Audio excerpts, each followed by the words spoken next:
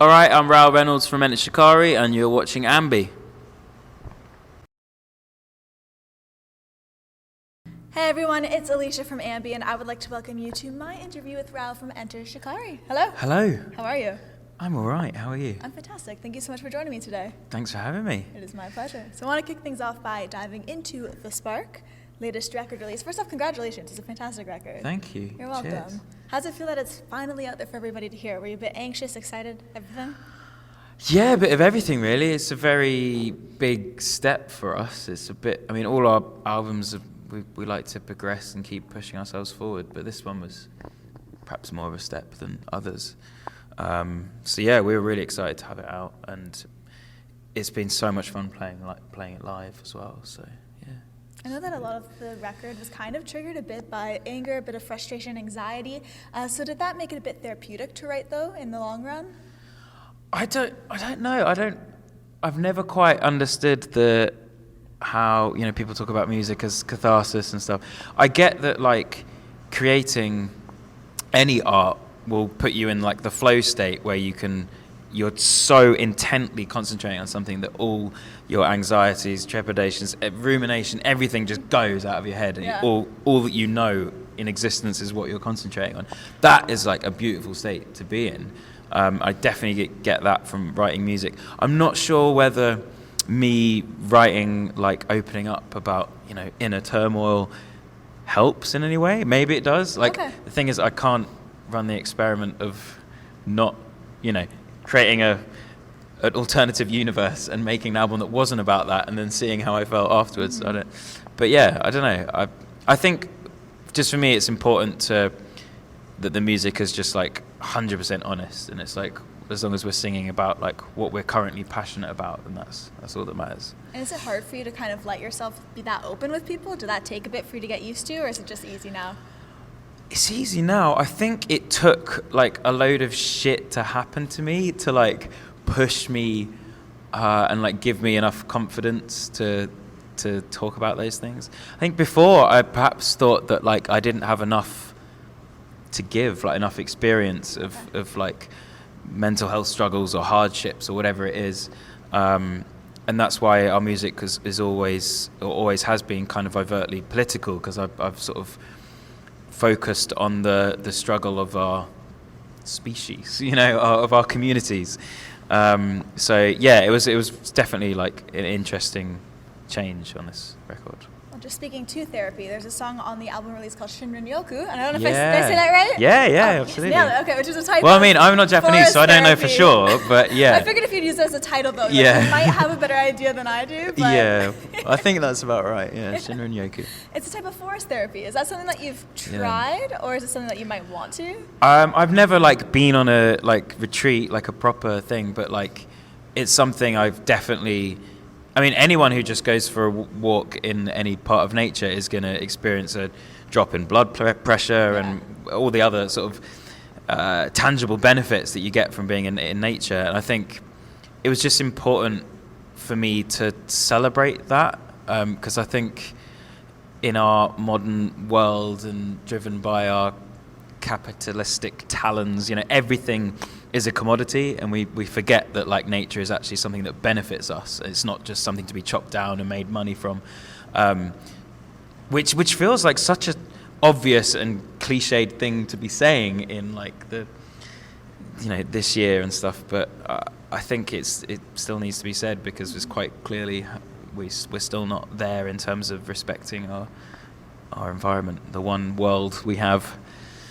You're now taking The Spark out on the road, and you've actually sent us some pretty interesting tour tweets, so I'd just like to hear a bit more about two of them that I have here. Okay. All right, so the first one is the high-pitched pop, hey, is the new metalcore, blah. Hey. So I know the blah, but the hey, I mean, I kind of have a sense. Well, I don't know who did it first. I mean, like, it seems that every, like, female pop artist now has them.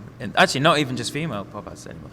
But, like, I don't know whether it came from Taylor Swift or, like, all of the sort of Scandinavian pop, all of that kind of stuff, they use it a lot. So it's like a hey, but it's like a gang usually, like a small gang of heys, and it's just like very sort of percussive, like jaggedy syncopated thing, and I love it. I'm just like so I was going to obsessed ask, I with didn't know if you liked it or if that was almost something you were sending out there as a dig. No, but no, something you like. I love it. Okay. Yeah. I was just thinking about how we could include it in our music, but I was like, no, I can't do that. We're not going to see that seep in there, no? No, I don't think I could do it. I don't have the. You got to really punch it out, you know. Okay. Like, I'm trying to think of like a proper example. Sigrid has a really good one. I can't remember the name of her song, but yeah, so many people have it. You'll hear it when you're listening out for it. If you're listening to like pop on the radio or something. Now that's all I'm going to be looking for. When I hear it in the moment, I'll be like, that's it. Yeah, that's the one. The second tweet here seemed like more of a tour rant about some of your bandmates. Uh-oh. And that one was, everyone's watching some film on the bus where Tom Hanks has been taken hostage by some Somali pirates, and there's a lot of shouting. And you said, I'm trying to nap in my bunk, and it's so loud, I think they should all just have some chamomile tea and calm down. They were watching Captain Phillips, and it was really getting on your nerves. Yes, yeah. I haven't actually seen that film, so I feel bad like dissing it. But like, you know, when you're in a sort of half asleep, slightly frustrated state, like, and all you hear is like,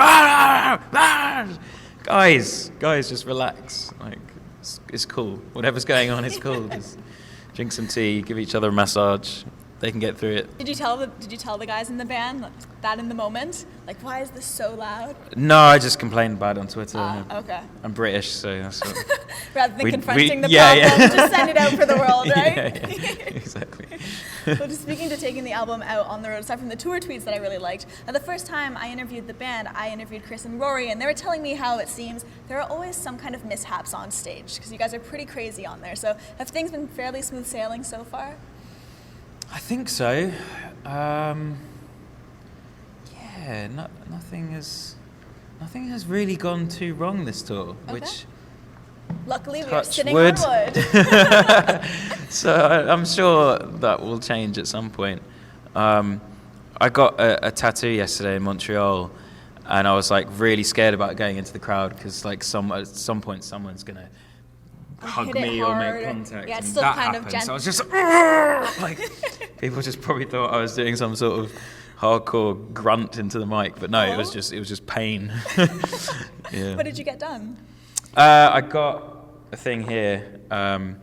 It's like a very almost psychedelic, very colourful piece by David Piotte. I don't know how to pronounce his name, but yeah. It's all on my Instagram if you want to check him out. He's sick. Okay, very cool. What was the first tattoo you ever got? First tattoo? I think it was... Hold on, I always forget which side it's on. Oh, it's this side. I've got... My trousers are too tight, but... yeah, it's actually my own lyrics on me. How egotistical is that? Hey, if they mean something to you. Yeah. No, I mean, you know, it's my generation, isn't it? The generation of narcissism we have to... no, but yeah, it's countries are just lines drawn in the sand. It's kind of a tour tattoo. It's a big globe. And just, you know, to remind me... Not that I need reminding, but just of what bullshit nationalism is, basically. And so, yeah. Well, here on this website, we not only interview musicians, but we also interview wrestlers.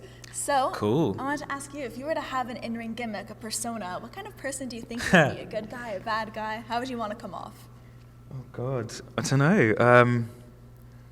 I think you've got to be a bad guy, haven't you? Good guys are just pretty lame. I think... Well, my like on stage thing at the moment is like suits and gin glasses and sort of an air, or not an air, a veneer of sophistication. Like, so maybe that I'll be, you know, almost like a sort of secret agent style type guy who's just like, you know, always got something up his sleeve, bit of a bastard. Okay. Yeah, for some reason, I envision you dancing a little bit, though. Oh, yeah, I'll pull out some moves. Yeah. You have been doing that a lot lately, some too. quick footwork. Really getting into it. Do you have to go, too? Because I'm going to witness it tonight, but I feel like you're really stepping it up on the dancing Oh, realm. Thanks. I don't know. I mean, I grew up on Northern Soul and Motown. Like, that's what... My dad was a DJ, so that's what he had boxes and boxes of vinyl. So I remember watching a lot of... There's a Motown duo, Sam and Dave, or a soul duo, and I basically just rip all my moves from them. I mean, like, fair enough. Well, let's wrap things up. I would like to bring it back to the fans. Is there anything you want to say to all those viewing? Just any parting words for today? Stay hydrated, eat more pulses and legumes, take care of each other. Yeah. Beautifully put. Thank you so much for joining me today. All good. Thanks for having me. It's my pleasure. And remember, to everyone viewing, you can visit us at musicblogger.com for all exclusive interviews, features, videos, and so much more. See ya.